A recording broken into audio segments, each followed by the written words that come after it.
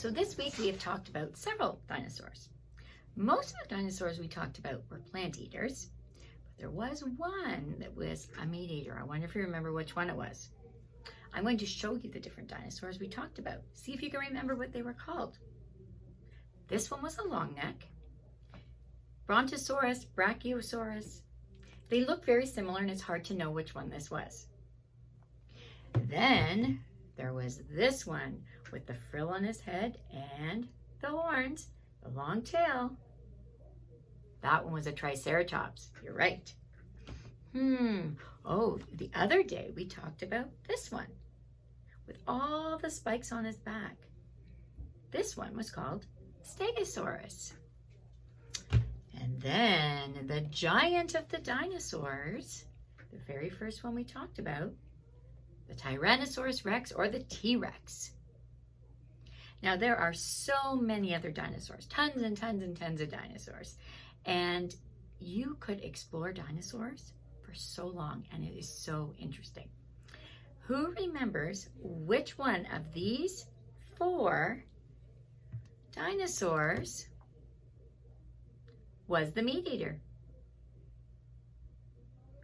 It definitely wasn't the long neck, because the long neck has a long neck so we can eat plants. Stegosaurus? Nope. Was it the Triceratops? No, he eats plants. It was the T-Rex. The T-Rex was the fierce dinosaur and ate meat. So dinosaurs lived millions and millions and millions of years ago. So how do we even know about dinosaurs? Well, there's this little thing called fossils.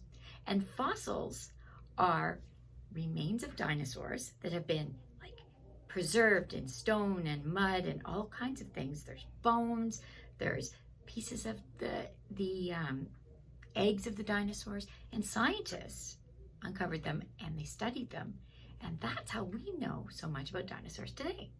So I'm going to read you a little bit about fossils and how they form.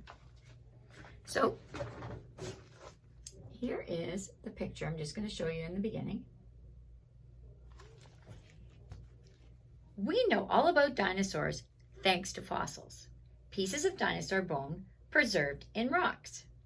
There are also fossils of dinosaur footprints, eggs, and even their droppings. It takes millions and millions of years for fossils to form. Movement inside the earth push rocks to the surface. When the weather wears a rock away, fossils are exposed. So if you can see, you can kind of see the progression of the fossil here. So this is in the beginning when the fossil is just forming. And then if we keep going down here, and you can see in the very last one, all the weather and the wind and the rain has exposed those dinosaur bones. And that is how the scientists find the bones, and then they're able to study them and figure out what kind of dinosaur it was. It says, fossils formed when a dinosaur's remains were covered quickly by mud or sand. So if a dinosaur passed away and then it was covered with mud or sand and it was packed down and it was there for a long, long time and it turned into rock, inside the rock, those bones would leave an impression. And that is how fossils are formed. Okay, I'm going to show you how we can pretend to make fossils. Okay, we don't have a dinosaur here to make a fossil, but we do have plasticine. Maybe you have Play-Doh at home. Maybe you have clay. If you have some of that clay that dries, then you will be able to keep your fossil. I am just using plasticine today, okay? Now, I am going to squish this plasticine till it's nice and soft. Other things you could use is if you have kinetic sand, or even if you have a little bit of mud, you could make one and take a picture, okay? So I am going to make this nice and soft, and then I'm going to flatten it, okay? I'm going to try and push it in my hands, and you have to push quite hard, okay? Till I get something that sort of looks like this, okay? I might even want to put it on the table and push a little more. Okay, so I'm going to bring my camera down so that you can see. So here we are, and I'm going to just put it on here because plasticine leaves a sticky residue on the table. So we're pushing this down. Now, I don't have a dinosaur to leave bones in there. What could I do to make a model of a fossil?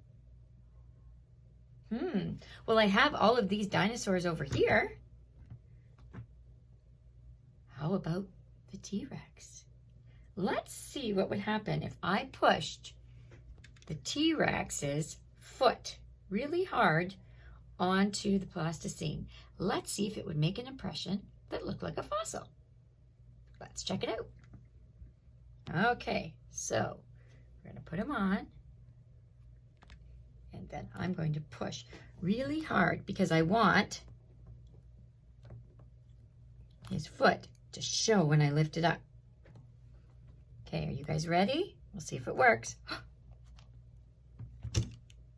So check this out. There I have an impression of the T-Rex's, sorry, it's a little wobbly there, of the T-Rex's foot. And I'll show it really close there. Now, there's lots of options with this. You can just play around with them with clay and keep making different ones. You could do fossils with other animals too, right? Like any kind of animal. You could also make your own fossils using like forks or knives where you press them in. Make sure you have an adult around when you're doing this though, okay? If it is clay that dries, what you could do after is you could paint the inside of the fossil, this part, and it would show up really well, and then you could keep it. If not, just have good fun making them. Here's another one I made, and I used one of the dinosaur's little footprints. Any idea which dinosaur I used?